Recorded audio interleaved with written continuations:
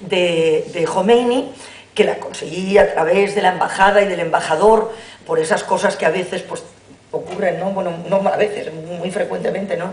Que en la práctica que te ayudan, y es que para, no sé si recuerdan que hubo una época en que casi todos los ayatolas y los jeques árabes, todos venían a operarse a Barraquer, ¿no? Y entonces, bueno, pues resulta que claro, allí venían todos a operarse, y entonces la embajada española era la que les gestionaba los visados y todo eso. Entonces, en agradecimiento me concedieron esa entrevista, pero con la condición de que no podía mirarle. Entonces yo la entrevista la hacía mirando para allá y él estaba aquí, ¿no? Y entonces, bueno, pues me contestaba y vale, ¿no? Bueno, el traductor estaba ahí y tenía un cierto sentido, ¿no?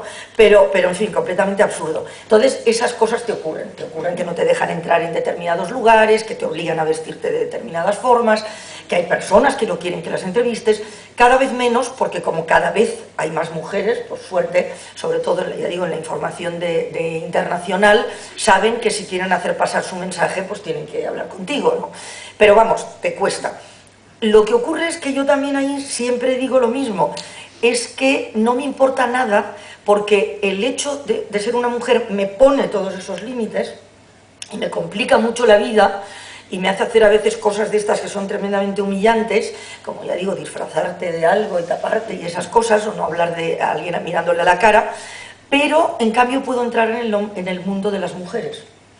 Y en el mundo de las mujeres es donde me entero realmente de lo que está sucediendo, porque la versión oficial te cuenta lo que quiere, ¿no? O sea que estos señores que se dejan entrevistar te cuentan su políticamente correcto, pero el vivir cada día, y de cómo vive la gente en los lugares, eso te lo cuentan las mujeres.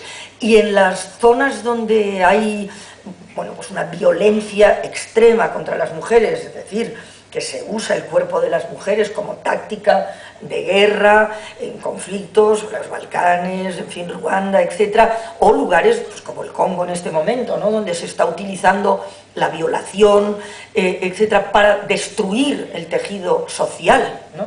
Y entonces impedir que esas sociedades sean capaces de defender sus derechos, ¿no? Y de impedir que se les expolie de sus recursos naturales y de que sus niños sean metidos en las minas a trabajar con 6 años, y todo eso pues es una fórmula para destruir completamente el tejido social. Esas mujeres a las que les sucede todo eso te lo suelen contar más si eres una mujer que si eres un hombre. Hay colegas que han hecho trabajos magníficos, hombres, pero les ha costado mucho más, y yo creo que muchas veces pues han podido llegar mucho menos al fondo, ¿no? de las cuestiones. O sea que hay ahí, es decir, que por una parte es más complicado, pero por otra parte, pues sin embargo te facilita.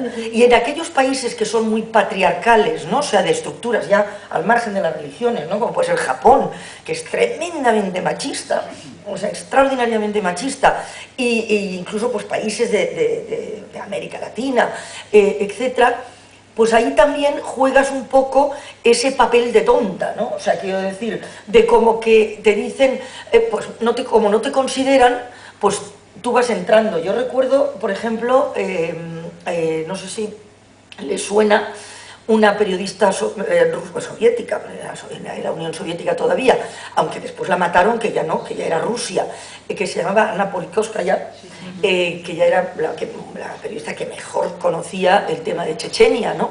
Había ido muchísimas veces y tal. Y entonces, una vez con ella en Chechenia, ella decía, ¿no? Decía, fíjate, cómo nos dejan pasar los controles, porque claro, el ejército ruso veía ahí 2 tías o 3 tías, decía, ¿estas dónde van? ¿No? O sea, quiero decir, y bueno, es igual, ¿no? O sea, quiero decir, por una parte pensaba, claro, las paro, pero claro, no las puedo cachear, y entonces, ay, pues es igual, ¿no? Y te dejaban pasar, o sea, con esa idea de que, total, ¿esta qué va a hacer?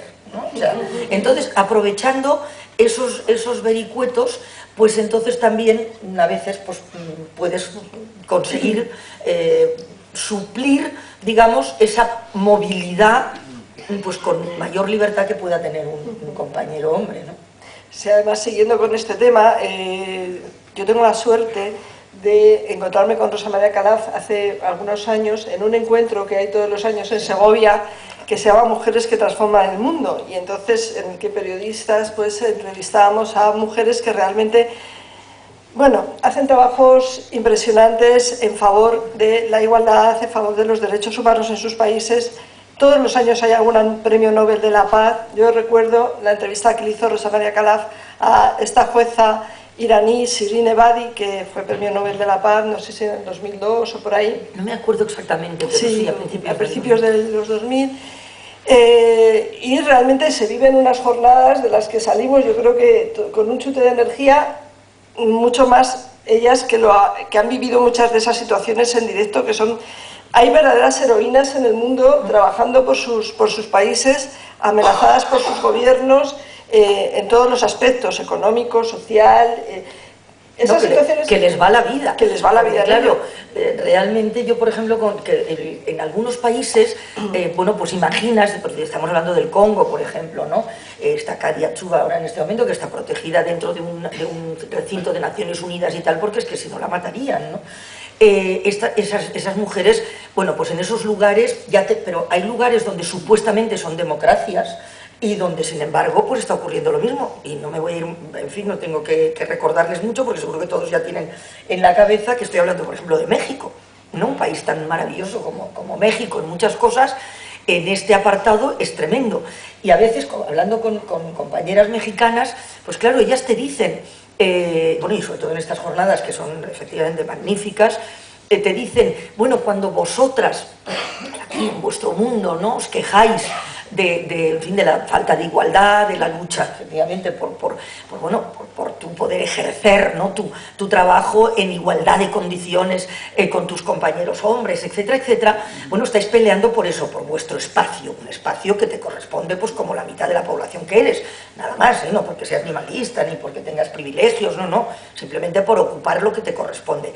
Pero nosotras, te dicen siempre ya, claro, luchamos por ese espacio, por esa igualdad, etcétera, pero lo que arriesgamos es que nos pongan una pistola en la cabeza y nos maten, ¿no? O sea que la diferencia es tremenda. Entonces me producen una extraordinaria admiración y verdaderamente todo mi homenaje siempre es para estas mujeres, unas más conocidas, otras totalmente anónimas, pero que realmente trabajan tantísimo por el bienestar, ¿no?, de esas sociedades, porque esas sociedades realmente no es que solo mejoren las mujeres con el trabajo que hacen estas mujeres, sino que mejora toda la sociedad, ¿no? Es decir, que todas esas comunidades son las que avanzan, ¿no?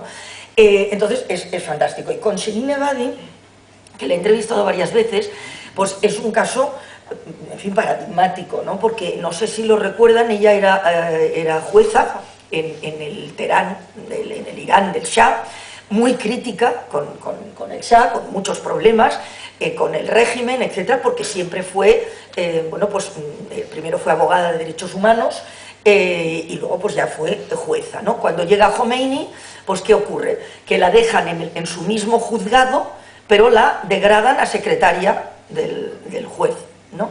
Empiezan a hacerle la vida imposible, ella entonces se vuelve a hacer su trabajo de abogada de derechos humanos, pero al final, bueno, acaba en la cárcel varias veces, etcétera, ¿no?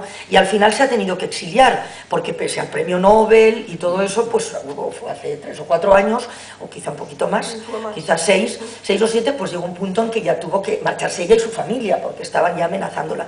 Y entonces, claro, ella cuenta y dice siempre, ¿no?, lo tremendo que es para estas personas que ya digo, que se juegan la vida, la cárcel, etcétera, por defender, ¿no?, los derechos de las personas, no solo de las mujeres, o sea, los derechos de las personas, el que haya una indiferencia internacional tan enorme. Porque dice, sí, te dan el premio Nobel y entonces se habla del tema, pero después ya nos olvidamos, ¿no? Y ella decía, por ejemplo, claro, pues la legislación en Irán, ¿no?